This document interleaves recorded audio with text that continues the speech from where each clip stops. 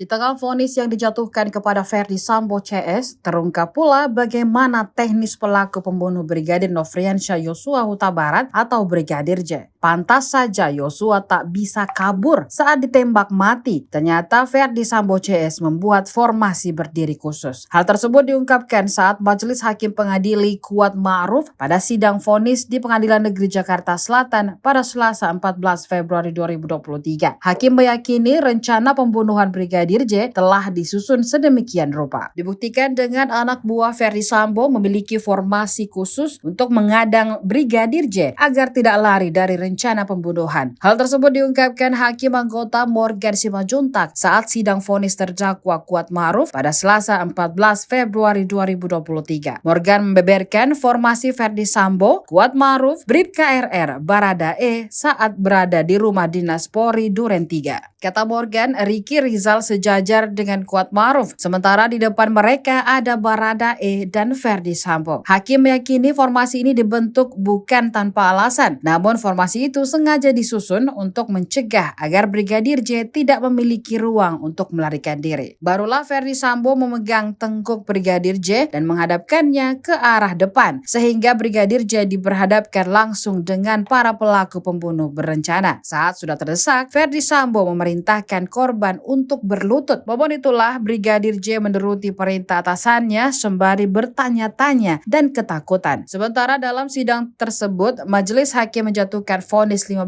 tahun penjara untuk Kuat Ma'ruf. Pada hari yang sama, Bribka RR divonis 13 tahun penjara. Sehari sebelumnya, majelis hakim menjatuhkan vonis mati untuk Ferdy Sambo dan penjara 20 tahun bagi Putri Chandrawati. Ferdy Sambo sampai di rumah, formasi mereka adalah sebagai berikut.